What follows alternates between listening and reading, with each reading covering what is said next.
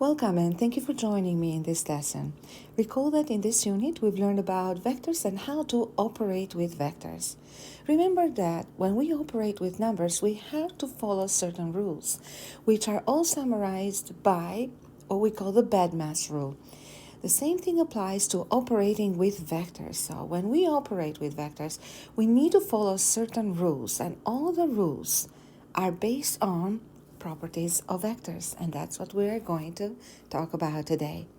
So remember that we have the commutative law for vector addition, which states that vector A plus vector B will produce the same resultant and it's vectors B plus A. So the order in addition won't matter. The associative law, two vectors A plus B added to a vector C will produce the same resultant as vector A added to vectors B plus C. Properties on scalar multiplication. So if M and N are two scalars, then M times N times vector A would equal M times the vector NA. If a scalar M multiplies the sum of two vectors, it will produce the same resultant as scalar M times A plus scalar M times B. And M plus N, the two scalars, multiplied by vector A, give MA plus NA. We've also mentioned the properties of the zero vector, which states that vector A plus vector 0 would give vector A, and each vector has a negative or an opposite, such that, for example, if the vector is called A, when you add the opposite of it, then it will give vector 0. We also talked about projections, and we said that the projection of A on B, which is written as projection of A onto B, equals the dot product of vectors A and B divided by B dot B, and then multiplied by vector B. Next, we talked about how to multiply two vectors, and we said that there are two ways of multiplying two vectors, by using what we call the dot product, also known as the scalar product, and that's because we get a number when we multiply vectors by using dot product, and the cross product. So the properties in dot product are, if two vectors are perpendicular to each other, then u dot v equals 0, and that is because dot product is based on the formula magnitude of u, magnitude of v, and then cosine of angle theta. If angle theta is 90 degrees, that will make cosine equal to 0, which proves that the two vectors, or which tells us that the two vectors will have the dot product of 0. The next is what we call the magnitudes property. It applies to multiplying a vector with itself in a dot product.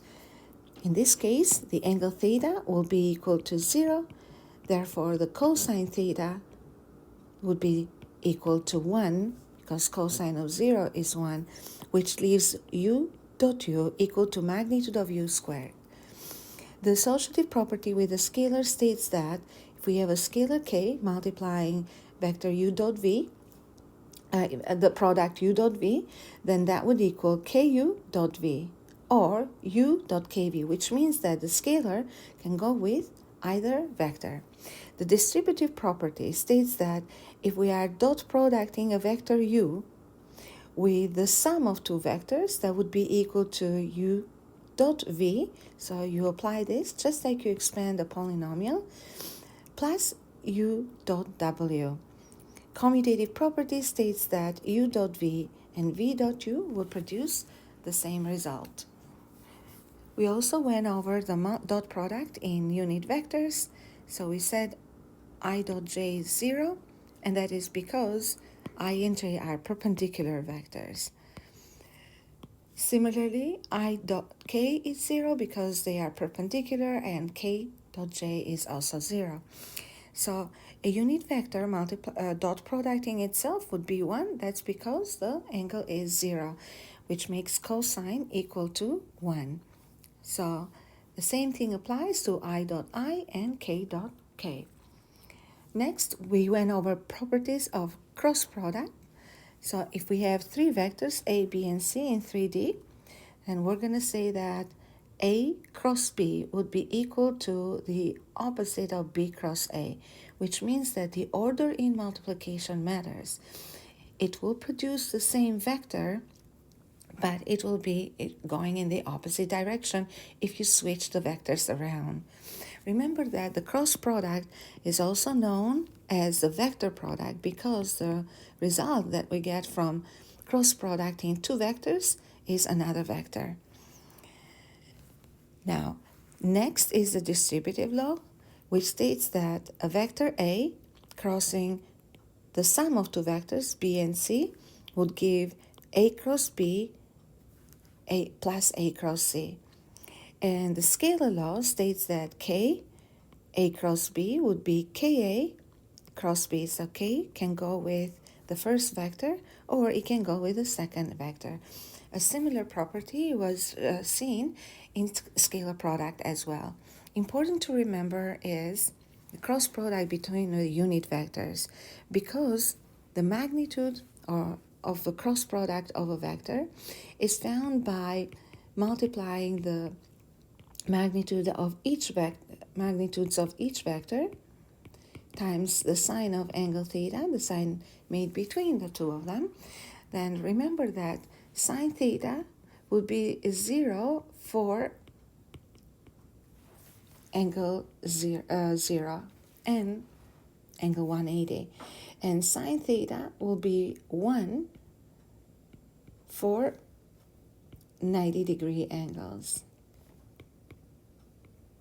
So what that means is that if we cross product two perpendicular vectors, then we're going to get a vector equal in magnitude to the product of the magnitudes of each vector.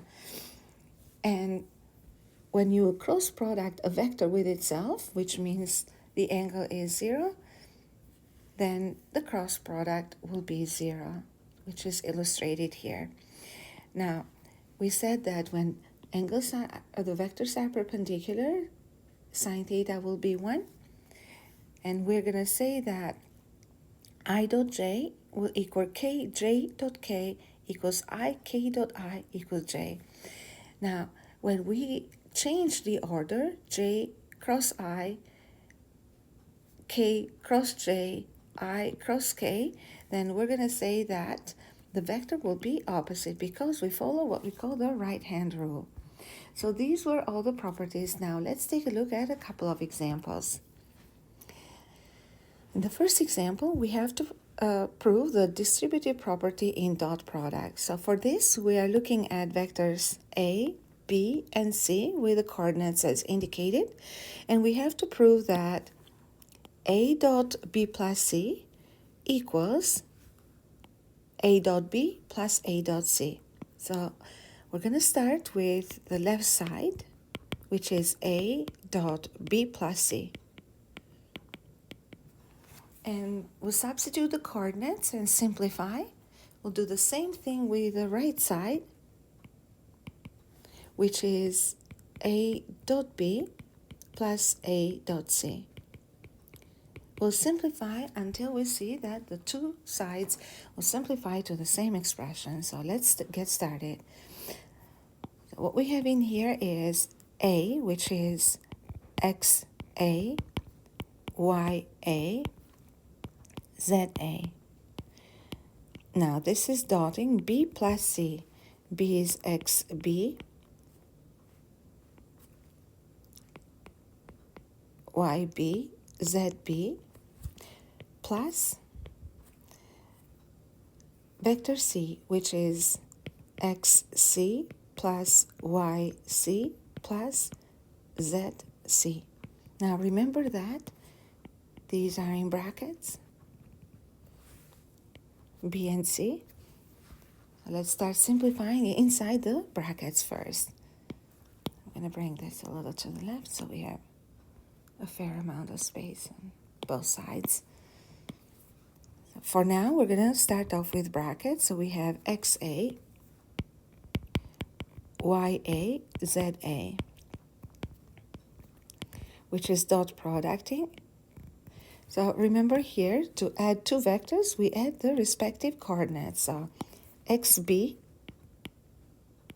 plus XC, comma, YB plus YC, ZB plus ZC. So now we'll dot product them. Remember, in dot product, we multiply the coordinates and we add them. So what we have here is XA multiplying XB plus XC plus YA multiplies YB plus YC plus ZA multiplied by ZB plus ZC. So as you can see in here again, notice how we multiply the x's together, we multiply the y's together,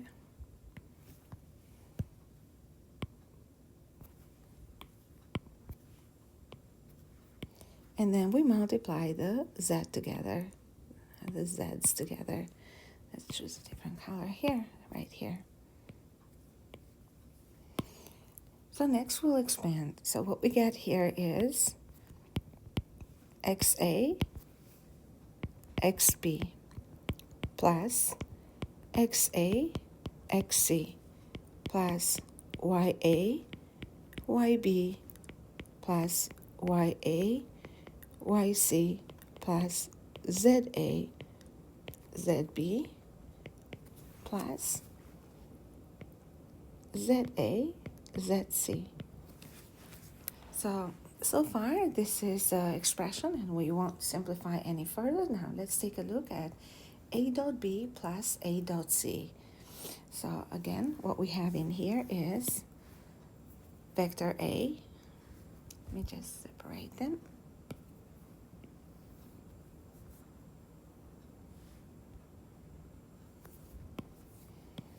So we have XA, YA, ZA, dot producting XB, YB, ZB. And then plus, so we're talking about this plus right here, A, which is XA, YA, ZA, dot producting X, Y, Z of C. So in dot product, again, remember that we're multiplying the x's together, the y's together, the z's together, and add them all up, which means that we have x of A times x of B plus YA, YB plus ZA, ZB. So practically what we're doing here is,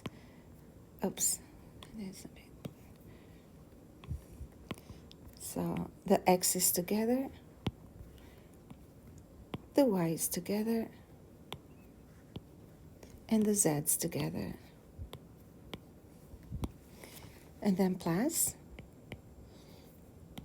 XAXC plus YA, YC plus ZA, ZC. So same idea here. So we multiply the x's together, the y's together, and then the z's together. So now let's take a look at what we have obtained in each case.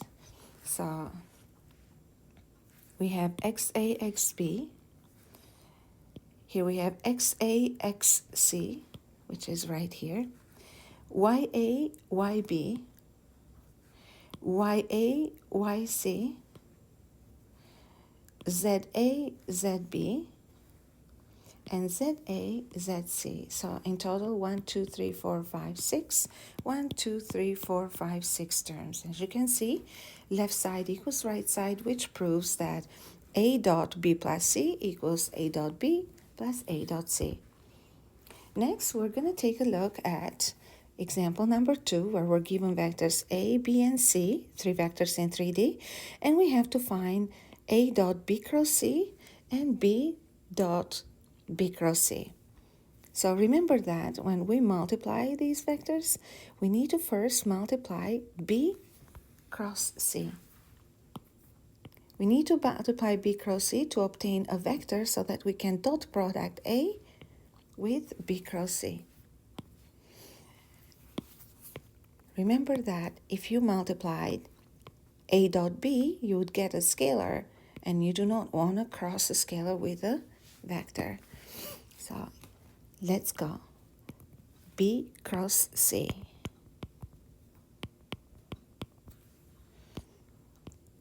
We're going to list the vectors B and C, which are 1, 2, and 0.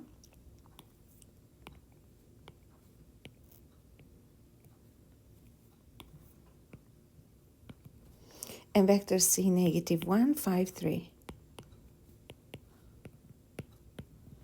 And here is I, J, K. I, J, K. Draw the line. And we'll go down products first, and then up products next. So for down products, we have 3 times 2, 6i. 0 times negative 1, 0j. 1 times 5, k. So 5k. Now subtract the up products. 5 times 0, I. So this 0 actually belongs here.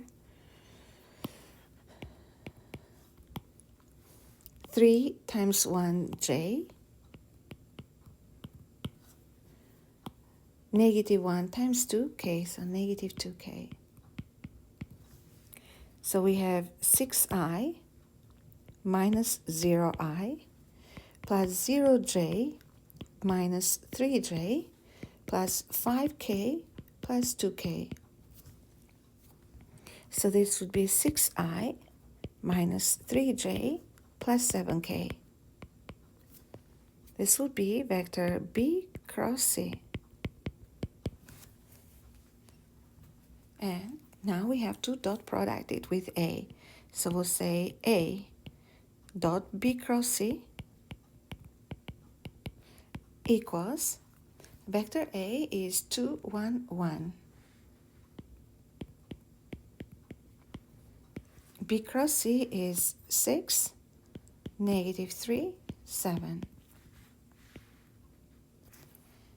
So in this case, we're multiplying the x's together, the y's together, the z's together, and adding them all up. So 2 times 6 is 12. 1 times negative 3 is negative 3. 1 times 7 is 7. So here we go. We get 12, negative 3, and 7. So that would equal 9 plus 7, 16. Next, we will find B dot B cross C. You can try this on your own.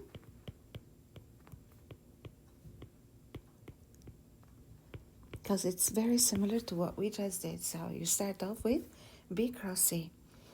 Now in the next video, we'll go over example number 3. Stay tuned.